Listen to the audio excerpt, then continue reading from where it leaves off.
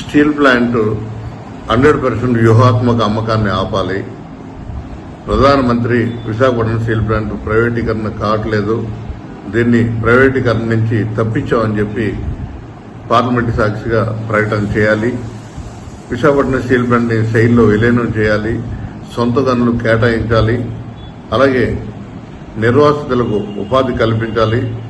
4 సంవత్సరాలు tax holiday అనేది Visakhapatnam steel plant కి కేటాయించాలి. విశాఖ స్టీల్ ప్లాంట్ కి ఈ మధ్య కాలంలో కేంద్ర ప్రభుత్వం ఏదైతే ప్యాకేజీ ప్రకటించిందో ఆ ప్యాకేజీ తాలూకు విధి విధానాలు ఈ రోజు వరకు రాలేదు. గత 6 నెలలుగా ఉక్కు ఉద్యోగుల వేతనాలు చెల్లించకుండా, కాంట్రాక్ట్ కార్మికుల వేతనాలు చెల్లించకుండా వారి వేతనాలతో కంపెనీకి కావాల్సినటువంటి రా మెటీరియల్ కొంటూ ఉత్పత్తిని తీయడం జరుగుతుంది. ఇదే పరిస్థితి మరికొంతకాలం కొనసాగితే కార్మికులందరూ కూడా రోడ్డును పడి అనేక ఇబ్బందులు పడే పరిస్థితులు ఉన్నాయి. ఇప్పటికే స్థానిక బ్యాంకర్స్ ద్వారా జాతీయ బ్యాంకులు కానీ ప్రైవేటు బ్యాంకులు కానీ అత్యంత అనుచితంగా వ్యవహరిస్తూ 6 నెలల నుంచి కార్డ్స్ అన్ని కూడా క్లోజ్ చేయడం జరిగింది, బ్లాక్ చేయడం జరిగింది. అలాగే ఉద్యోగుల తాలూకా వాహనాలను కానీ ఇళ్లను కానీ జప్తు చేస్తామని చెప్పి నోటీసులు పంపించడం జరిగింది. ఇప్పటికే అనేక మంది అమ్ముకోవడం జరుగుతున్న పరిస్థితి ఉంది.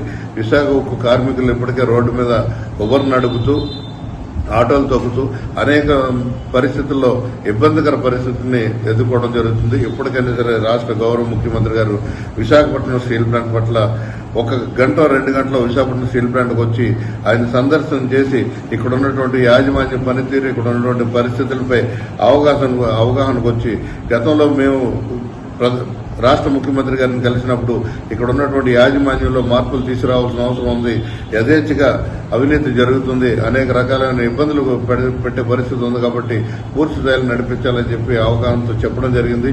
ఇప్పటికీ కూడా 8 నెలలు 9 నెలలు అవుతున్నా ఈ రోజు వరకు కూడా రాష్ట్ర ముఖ్యమంత్రి గారు ఆ దిశగా ఏ రకమైనటువంటి నిర్ణయాన్ని తీసుకోలేదు. కేంద్ర ప్రభుత్వంతో మాట్లాడి పూర్తి స్థాయి సీఎండీని విశాఖపట్నం స్టీల్ ప్లాంట్ కి అపాయింట్ చేయాలి. అలాగే పూర్తి స్థాయిలో డైరెక్టర్ ఆపరేషన్ అనేది ప్లాంట్ కి ఉత్పత్తిని తీయవలసినటువంటి ఆపరేషన్ డైరెక్టర్ లేరు, ఆపరేషన్ డైరెక్టర్ని ఇమీడియట్ గా నియమించాలి.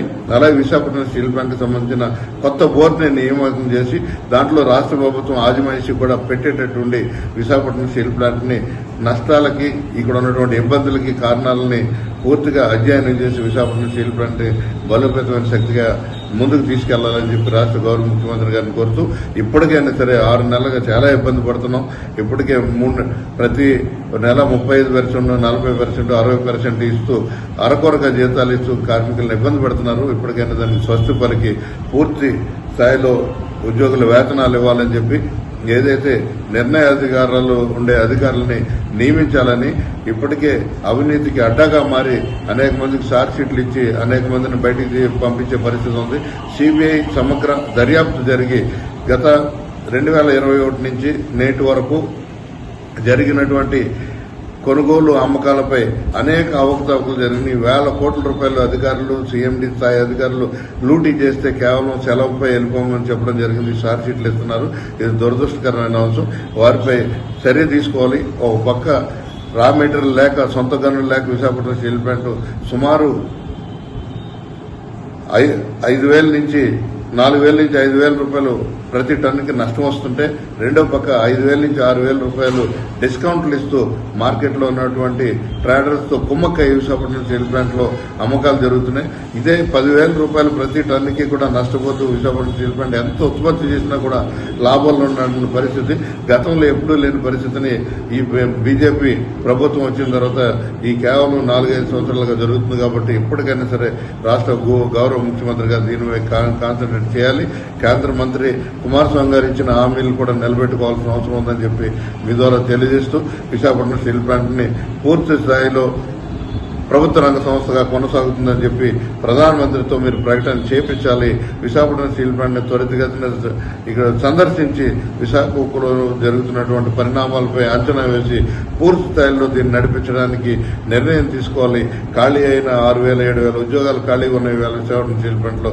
వాటిని ఇమీడియట్ గా భర్తీ చేసినట్టయితే మనం ఇడిపోయిన రాష్ట్రంలో ఈ తెలుగు రాష్ట్రాలకు సంబంధించిన విద్యార్థులు, యువకులకు అందరికీ కూడా, నిర్వాసితులకు కూడా ఉపాధి అవకాశాలు మెరుగుపడతాయని చెప్పి మీ ద్వారా కోరుతున్నాను. Thank you very much.